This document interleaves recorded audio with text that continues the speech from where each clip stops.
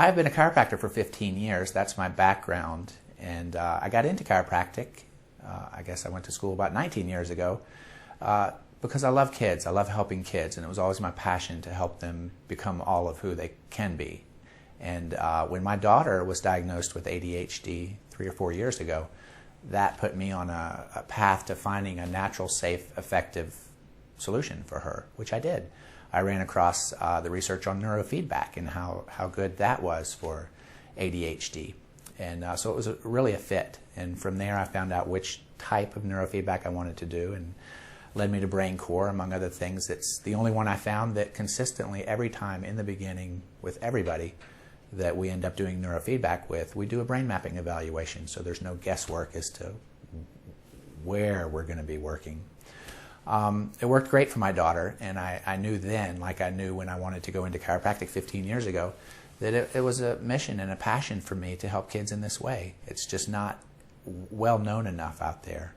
And it's my mission to bring the news to people and have as many people as I can possibly think of to know that there's a safe, effective alternative to medication with regard to this. And they did a great story in WNC Woman, the article somewhere here on the website you can link to and read about it. But I just truly believe that there ought to be another first choice that we reach for when giving our children the tools they need to succeed in school and in life.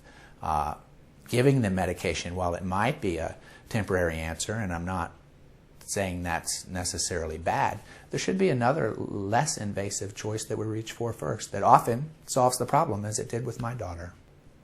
So when looking at kids with ADHD and even adults, we have different options that are recommended to us, and I'm such a strong believer that we should always reach for the thing that, number one, is going to work the best, of course, but let's not do any harm. Often always medications have effects.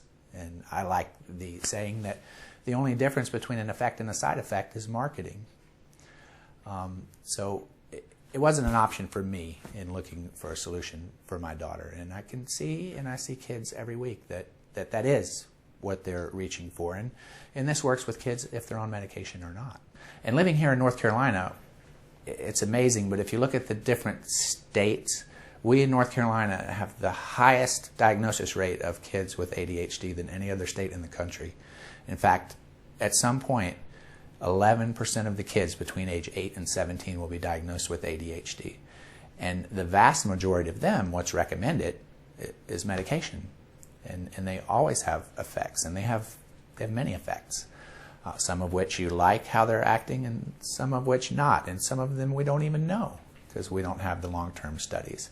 But one thing's for sure, to me it's not solving the problem. It might be something you're needing to do, and it might change things in a positive way, but then when you stop taking it in a year or 2 or 3, are the problems still there? Most often they are, and that's what I mean by it's not a solution.